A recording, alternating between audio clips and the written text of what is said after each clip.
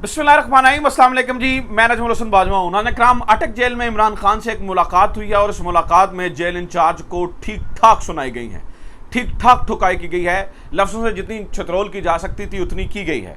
ये मुलाकात नाज़रीन कराम जो हुई है, इसमें जो सुपरिटेंडेंट जेल है, जो जेल इंचार्ज होता है, या जिसे आम अल्फाज में जेलर भी कहा जाता है, उसे यह तक कहा गया है कि जाओ अपने बाप से इजाज़त ले लो।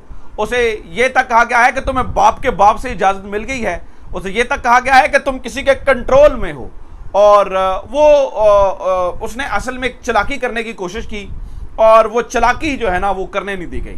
ये मुलाकात नाज़रीन कराम सुपरिटेंडेंट जेल के कमरे में हुई। ये सारा तमाशा सुपरिटेंडेंट जेल के कमरे में लगा। असल में ये मुलाकात थी इमरान खान और लतीफ़ खोसा के दरमियान, ठीक है। और लतीफ़ खोसा और इमरान खान मिल रहे थे।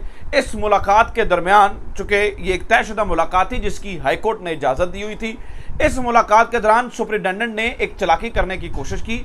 जब और लतीफ़ खोसा को इस बात का पता चला तो लतीफ़ खोसा ने ठीक ठाक जो है ना वो उसके ऊपर गर्जे बरसे।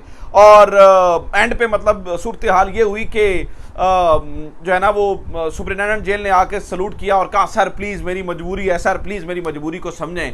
और उन्होंने कहा तुम्हारी ऐसी की तैसी। उन्हें कहो कि खोसा इधर बैठा है। कुछ इस तरह के नाज़रीन कराम माहौल बना है। क्या चालाकी करने की कोशिश की सुपरिटेंडेंट ने? लतीफ़ खोसा ने किसको असल पैगाम देना था और बाप का बाप जो है ना वो उन्होंने क्यों कहा, और सुपरिटेंडेंट जेल जो है ना वो बेबस क्यों हो गया, और इमरान खान इस पूरी सूरत हाल के अंदर क्या कर रहे थे? ये एक मुलाकात की तफसीलात बजाते खुद भी लतीफ़ खोसा ने मीडिया पर तो नहीं लेकिन एक डिजिटल मीडिया के एक इंटरव्यू में इसने कुछ बड़ी मज़ेदार तफसीलात जो है ना वो इस मुलाकात की बताई हैं। इसकी ये सब कुछ क्यों हुआ, असल में मकसद क्या था, लतीफ़ खोसा को गुस्सा क्यों आया, कुछ एडिशनल इन्फॉर्मेशन भी है, वो मैंने आपके साथ शेयर करनी है। लेकिन सबसे पहले नाज़रीन कराम मैं आपको ये बताना चाहता हूँ, इस मुलाकात की तफसील आपके सामने रखने से पहले आपको बताना चाहता हूँ कि नाज़रीन कराम इस वक्त माहौल मुल्क के अंदर आउट ऑफ कंट्रोल हो चुका है। पहले इस बारे में सुन लीजिए, फिर मैं आपको मुलाकात की सारी तफसील जो है ना वो दे देता हूँ। इस मुल्क के अंदर माहौल आउट ऑफ कंट्रोल हो चुका है। पीटीआई को मुजाहरे करने की इजाज़त नहीं है, पीटीआई को झंडा उठाने की इजाज़त नहीं है, पीटीआई की ज़ुबानें बंद कर दी गई हैं। लेकिन आप देखिए अवाम को मुकम्मल कंट्रोल नहीं कर सकते हैं। लोग बिजली के बिलों से शदीद परेशान है, लोग आटे की कीमतों से शदीद परेशान है, लोग चीनी की कीमतों से शदीद परेशान है, लोग पेट्रोल की कीमतों से शदीद परेशान है। लेकिन जिसने लोगों को दबा दिया है वो इस वक्त बिजली की कीमतें हैं। शदीद बिल लोगों के ऊपर जो है ना वो जो जुल्म की इंतहा है वो बिल्स हैं। इस वक्त पूरे मुल्क के अंदर नाज़रीन कराम लोग निकल आए हैं, लोग सड़कों पर निकले हैं और कंट्रोल इस तरह से अपने हाथ में ले रहे हैं कि इंतज़ामिया उनके सामने जो है वो बेबस नज़र आती है। इंतज़ामिया ने शुरू में ऐसी पकड़ दकड़ करने की कोशिश की जैसे पीटीआई के जलसे होते हैं या पीटीआई के रैलीज होती हैं, लेकिन अवाम बेफर गए।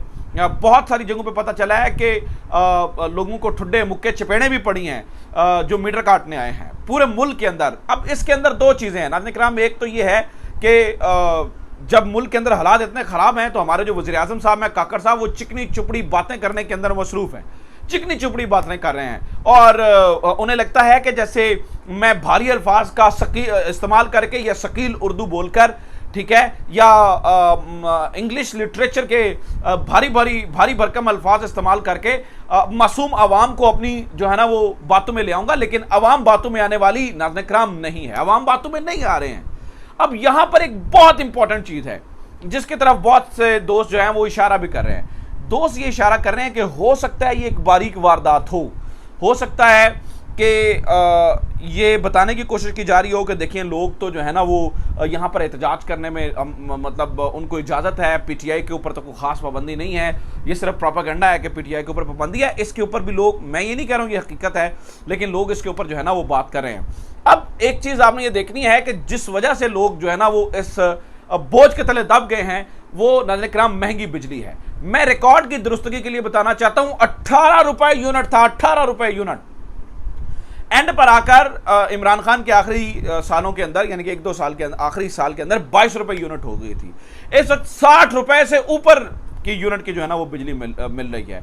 आटे की कीमत 70 से 170 ले गए, पेट्रोल की कीमत 150 से 300 रुपए पे ले गए, डॉलर की कीमत 150 से 300 रुपए पे ले गए। और अवाम के अंदर जो वीडियोज आ रही हैं, आप यकीन कीजिए मेरे व्हाट्सएप मैसेजेस बहुत सारे लोगों को आ रहे हैं, मैं कितने लोगों को क्या कह सकता हूं। बहुत सारे लोग बेचारे सफ़ेद पोश हेल्प के लिए कह रहे हैं। आप कितने लोगों की मदद कर सकते हैं, कितने लोगों को, जितना कुछ आप कर सकते हैं उतना कर सकते हैं, लेकिन उससे ज़्यादा आगे चल के आप क्या कर सकते हैं लोगों के लिए। इतने, मतलब मैं पहली बार देख रहा हूँ इतनी बम्बार्डमेंट के लोग जो है ना वो हेल्प के लिए जा रहे हैं। बहुत सारी वीडियोस ऐसी आ रही हैं जिसमें लोग जो है ना वो अपने आप को ख़त्म करने की बात कर रहे हैं। तो ये इंतहा हो चुकी है इस वक्त जो है ना। और नाज़रीन किराम, जो इसके जिम्मेदार हैं, प्रॉब्लम की बात यह है कि जो इसके जिम्मेदार हैं वो क्या कर रहे हैं। वो इस वक्त मरियम नवाज शरीफ साहिबा कहती हैं कि अगली इलेक्शन कैंपेन के लिए जो है ना वो ऑडियोज रिलीज की जाएंगी। इनके पास दिखाने के लिए सिर्फ सीक्रेट ऑडियोज हैं, सीक्रेट वीडियोज हैं, शायद उन्हीं के साथ जो है ना वो इनका ये काम चलेगा। इसके अलावा इनके खाते के अंदर कुछ नहीं है। तो बहुत सारी चीज़ें जो है ना वो इस मुल्क के अंदर हो रही हैं। और भी कुछ चीज़ें हैं, लेकिन सबसे पहले मैं उस मीटिंग की तफसीलात आपके सामने रख दूँ, उसके बाद कुछ मजीद चीज़ें आपके सामने रखता हूँ। तो नाज़रीन किराम, हुआ यह है कि कोर्ट की जानिब से ऑर्डर था लतीफ़ खोसा को इमरान खान से मिलने का अटक जेल के अंदर। अटक जेल के अंदर जो लतीफ़ खोसा और इमरान खान की मुलाकात के लिए जगह मुख्तस की गई, वो सुपरिटेंडेंट का कमरा था। सुपरिटेंडेंट के कमरे के अंदर जो है ना वो ये मुलाकात होनी थी। हुआ ये कि सुपरिटेंडेंट के कमरे में जब इमरान खान और लतीफ़ खोसा को बिठाया गया तो सुपरिटेंडेंट जेल ने एक बारीक वारदात करने की कोशिश की। और वो बारीक वारदात ये करने की कोशिश की कि उन्होंने इमरान खान और लतीफ़ खोसा के दरमियान एक पुलिस वाले को बिठा दिया। अच्छा, जब ये पुलिस वाला आकर बैठ गया इस मुलाकात के अंदर तो लतीफ़ खोसा ने कहा, ओए तुम कौन हो? तो आगे से कहता है, जनाब मेरी ड्यूटी है। वो कहता है, निकलो बाहर, उठो निकलो बाहर, नहीं तो मैं कोर्ट के अंदर जाके बताऊंगा कि ये मेरा इस्तेहकाक था। ये एक बड़ा तकद्दुस की चीज़ होती है, ये बड़ी प्राइवेट चीज़ है कि मैं अपने क्लाइंट से मिलना हूँ और तुम बैठ के जो है ना वो इसमें बीच में आकर बैठ गए हो। तो लतीफ़ खोसा ये वाक़या सुना रहे हैं। तो लतीफ़ खोसा ने उसको झड़क कर बाहर निकाल दिया। जो ही वो बंदा उठा कांस्टेबल, तो वो जाकर सुपरिटेंडेंट को जो है ना वो साथ ले आया। तो सुपरिटेंडेंट कहता है, सर प्लीज़ मेरी मजबूरी है सर। अब ये बारीक वारदात है ना, बड़े आराम से कि आप चीज़ें सारी रिकॉर्ड पर आ जाएं, मतलब इस मुल्क के अंदर कोई कानून तो रहा नहीं है।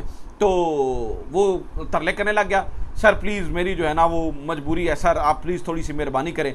तो लतीफ़ खोसा ने कहा, और तेरी मजबूरी की, जाओ अपने बाप के बाप से पूछो, मुझे पता तुम कंट्रोल लो, जाओ बाप के बाप से पूछो। और पूछो ने कहो खोसा इधर बैठा है, वो ये कह रहा नहीं तो मैं उठ के जा रहा हूँ। ठीक है, अब ये जब ये मुलाकात हो रही थी और ये सारी गुफ्तगू हो रही थी, तो ये याद रखिएगा कि उस वक्त इमरान खान सामने बैठे थे, यानी कि इधर लतीफ़ खोसा बैठे थे, सामने इमरान खान बैठे थे और ये सुपरिटेंडेंट जेल का कमरा था। वैसे तो मुझे लगता है कि बंदा बिठाने की ज़रूरत ही नहीं है, क्योंकि जब भी कोई बंदा ऐसे मुलाकात के लिए आता है तो मुझे लगता है कि पूरी जेल इस वक्त जहाँ जहाँ इमरान खान है वो बग्ड होगी, ऑलरेडी बग्ड होगी। इमरान खान का सांस लेना भी इस वक्त रिकॉर्ड हो रहा होगा। तो मेरे ख्याल से तो ये सुपरिटेंडेंट जेल ने चवली मारी थी, मतलब ब्लंडर ही किया था, उनको नहीं बंदा वहाँ पर बिठाना चाहिए था। माफ़ कीजिएगा, एक जो है ना वो गैर पार्लिमानी लफ्ज़ निकल गया, लेकिन इस वक्त सच्ची बात यह है कि इस मुल्क के अंदर ही चवल वजी हुई है। मैं इसके अलावा और क्या कह सकता हूँ। लेकिन खैर, तो अब लतीफ़ खोसा ने जब ये कहा तो सुपरिटेंडेंट जेल ने बाहर गया, बाहर जाके उसने कुछ कॉल शॉल्स की, कुछ फ़ोन शोन्स किए। उसके बाद उन्होंने कहा, जनाब ठीक है जनाब, मेहरबानी, सलूट किया और कहा जी ठीक है जनाब, मैं उसको लेकर जा रहा हूँ। तो उस पर लतीफ़ खोसा ने कहा, मुझे पता कि पूरी की पूरी अटक जेल कंट्रोल के अंदर है, मुझे पता है तुम कहाँ से इजाज़तें ले रहे हो, और मुझे पता है मैं यहाँ से उठ के उन्हें कहो, जिससे भी तुम इजाज़त ले रहे हो उन्हें कहो कि खोसा बैठा है यहाँ पर। तो कुछ इस तरह का माहौल नाज़रीन सुपरिटेंडेंट के जेल के कमरे में बन गया। मैं इस बात का जो है ना वो एडवोकेट नहीं हूँ कि सुपरिटेंडेंट के साथ इस तरह की बात की जाए, मुझे लगता है कि नहीं होनी चाहिए, बिल्कुल भी नहीं होनी चाहिए। सुपरिटेंडेंट के साथ इस तरह का लहजा किसी भी सूरत जो है वो काबिल कबूल, लेकिन सुपरिटेंडेंट भी तो ईमानदारी से काम करे। अगर आप सुपरिटेंडेंट भी किसी और से हदायत ले रहा होगा और वो आकर जो है ना वो अंदर उन्हें एग्जीक्यूट करने की कोशिश कर रहा होगा, तो फिर जो है ना वो क्या ही किया जा सकता है। तो इस वक्त जो है ना वो नाज़रीन किराम ये सूरत हाल जो है वो जारी है। मीनवाइल मुल्क की तबाही मच रही है और जो इस वक्त भी निगरान हुकूमत के अंदर भी जो PTI के ऊपर मुकदमों की बरसात है वो होने का नाम नहीं ले रही है, ख़त्म होने का नाम नहीं ले रही है। आप ये देखें कि FIA साइबर क्राइम सेल ने मज़ीद FIRs की हैं और वो FIR हुई हैं कासिम सूरी के ऊपर, हमाद अज़हर के ऊपर, आज़म सवाती के ऊपर, उमर सरफराज चीमा के ऊपर, मुसरत जमशेद चीमा के ऊपर, अली जैदी के ऊपर और फवाद चौधरी को इसके अंदर जो है ना वो नामजद किया गया है। यानी कि जो इन लोगों इस FIR के अंदर उन लोगों को भी कहा गया है कि जो इमरान खान से अलग हुए और चुप हो गए। यानी कि आप इमरान खान के ख़िलाफ़ क्यों नहीं बोले? इसके अंदर इमरान इस्माइल नहीं है, इसके अंदर जो है ना वो और लोग नहीं हैं जो बोल रहे हैं इस टाइम, इसके अंदर फ़याज़ुल हसन चौहान नहीं है, क्योंकि वो तो बोल रहे हैं इमरान खान के खिलाफ। इसके अंदर जो है ना वो कर्नल रिटायर्ड हाशिम डोगर नहीं है, क्योंकि वो तो बोल रहे हैं इस वक्त इमरान खान के खिलाफ। जो इमरान खान के खिलाफ बोलेगा उसे खुली छुट्टी मिल जाएगी, लेकिन जो इमरान खान के हक में बोलेगा भी नहीं, सिर्फ खामोश हो जाएगा, तो उसकी ऐसी की तैसी, ठीक है, उसके साथ जो है ना वो ये करने की कोशिश की जा रही है। तो इस वक्त जो है ना वो इस वक्त सूरत हाल बनी हुई है। चूँकि चीज़ें आउट ऑफ कंट्रोल हो चुकी हैं, तो नाज़रीन इकराम मैं एक दफ़ा आपके सामने फाइनल जो है ना वो रेट लिस्ट रखना चाहता हूँ कि इस मुल्क के अंदर महंगाई मार्च करने में, महंगाई मार्च किया था इन्होंने ना कि महंगाई से जान छुड़ानी थी। महंगाई मार्च करने वालों ने इस मुल्क के साथ क्या बेड़ा गर्क किया वो सुन लीजिएगा आप। ये देखिए कि जब ये पीटीआई गवर्नमेंट आई थी तो उस वक्त बिजली के रेट जो है ना वो क्या से क्या चल रहे थे, और इस वक्त जो है ना वो बिजली के रेट क्या से क्या चल रहे हैं। उस वक्त जो है ना वो दूध की कीमत क्या थी, इस वक्त दूध की कीमत क्या है, उसके बाद उस वक्त आटे की कीमत क्या थी, और इस वक्त जो है ना वो आटे की कीमत क्या है। 16 माह के अंदर जो है ना वो बेरोज़गारी की खाई में जो है ना वो $1 जो है ना वो पहले 150 का था, एंड वाले दिनों में 187 का हो गया, तो 287 रुपये पे चले गए। पेट्रोल 150 रुपये लीटर से 292 पे पहुंच गया, बल्कि 300 रुपये लीटर हो गया ना अब तो, ठीक है तकरीबन। और आटा 55 रुपये फ़ी किलो से 170 रुपये फ़ी किलो, और चीनी 70 रुपये फ़ी किलो से 170 रुपये कर दी गई है। तो ये इस वक्त की जो है ना वो सिचुएशन है, और बस एक ही काम है कि मुखालफ की आवाज़ ना निकले। तो ये अब तक की सिचुएशन। उम्मीद करता हूँ ये वीडियो आपके लिए इन्फॉर्मेटिव रही होगी। अपना ख्याल रखिए, खुदा हाफ़िज़। पाकिस्तान जिंदाबाद।